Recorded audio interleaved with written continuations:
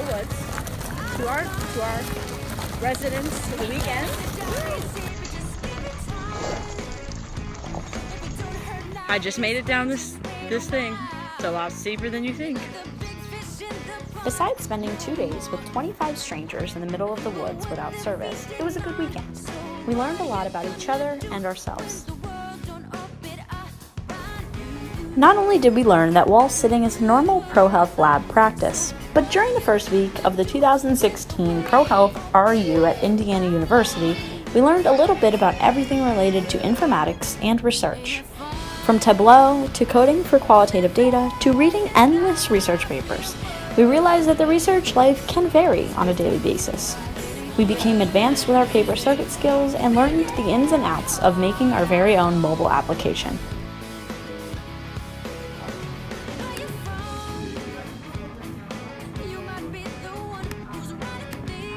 Week 1 commenced with mentor-mentee pairings and a ProHealth Friday tea. During this week's tea, the REU students presented their elevator pitches and judges awarded students with prizes. Sam and Olivia were paired together to help Ben Jelen empower older adult crafters to incorporate small electronics into their crafts. We began the process by learning the ins and outs of LilyPad Arduino and circuits. We chose quilting and scrapbooking as the crafts to be electronically enhanced as our exemplar artifacts. We quickly decided that collaboration was key for project efficiency. Cheryl Engel was gracious enough to teach us to quilt from our own home. While making our first prototype of the quilt, we realized how advanced this craft truly was. Cutting fabric evenly, working with different fabrics, and using the sewing machine properly were challenges because it was our very first time doing it. We planned out our circuit with the goal to light the frog's cheeks with the press of a button. After having to rip thread because we were going out of order, we learned the process of incorporating small electronics into quilting, including piecing, sewing electronic components, backing, quilting, and then binding. How do you feel, Sam? Frustrated, but determined. We created activities for older adults to complete during the paper circuit lesson of the participatory design workshop. Through this method, older adults learned the basics of circuits as well as how to customize inputs and outputs into their circuit.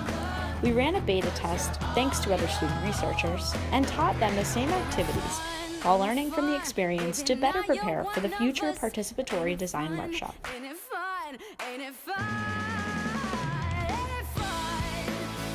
Once we felt comfortable with the quilting process, we began to work on our actual exemplar. We learned that investing in great tools is necessary because they truly make a difference. Our goal was to create a quilt to monitor resting time using an accelerometer. LED lights display the number of resting hours, and each LED represents 1 hour.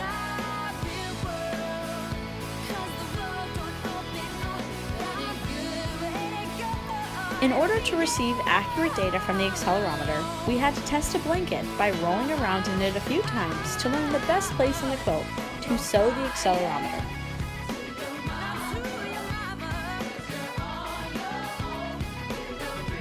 Lifelong friendships have developed since we've spent hundreds of hours living together, working together, and eating together.